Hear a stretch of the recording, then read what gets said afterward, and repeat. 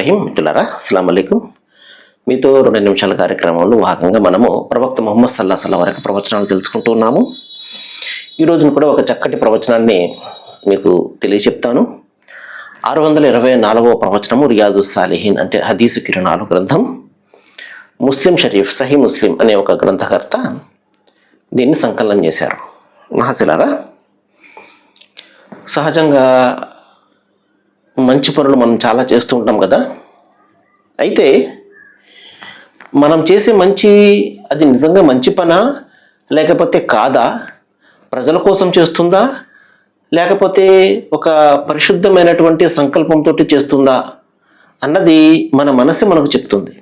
ఏమండి, మన మనస్సే మనలో ఉన్నటువంటి మంచి చెడుల గురించి ముందుగానే హెచ్చరిక చేస్తుంది.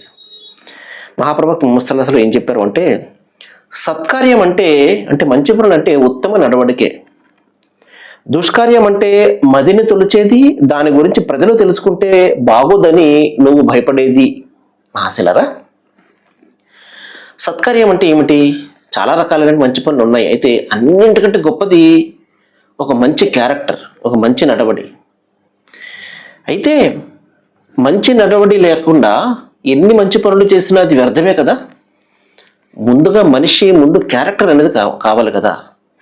అతని నడవడిక, అతని మాట తీరు, అతను చేసే వ్యవహారాల్లో పరిశుద్ధము, ఇవన్నీ కూడా ఉన్నప్పుడు, ఒక మంచి క్యారెక్టర్ ఉన్నప్పుడు అతను చెప్పినటువంటి మాటలకు కూడా విలువ ఉంటుంది. ఏమండి, ఇవి ఏమి కూడా లేకుండా అతను మంచి మాటలు చెప్తే ఎవరైనా వినే పరిస్థితి ఉంటుందా? మహాప్రవక్త వారు ఏం చెప్పారు అంటే, సత్కార్యం అంటే నిన్ను నీవు తీర్చిదిద్దుకునే ఒక మంచి వ్యక్తిగా, ఒక మంచి నడవడిక గల వ్యక్తిగా ఉండడమే సత్కార్యాల్లో మూలమైనది అన్నారు. అంటే సత్కార్యాలకు మూలం ఇదే. ఇక దుష్కార్యం అంటే చెడ్డ పని అంటే ఏంటంటే నీ మదిని తొలచేది. అరే, దీని గురించి ప్రజలు తెలుసుకుంటే, ఎవరికైనా తెలిస్తే బాగోదు ఇది అని నీకు అనిపించిందంటే అది మంచి పని కాదనే అర్థం, అది చెడ్డ పని అని అర్థం.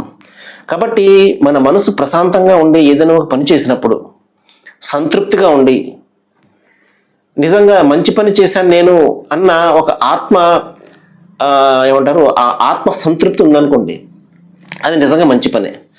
అలా కాకుండా ఏదైనా ఒక పని చేసినప్పుడు మన మది తొలి చేస్తుంది. ఇది అరే, ఆ పని ఎందుకు చేశాను, నేను చేయకుండా ఉండాల్సింది, అరే అది మంచి పని కాదు అని అనిపించిందంటే అది చెడ్డ పని.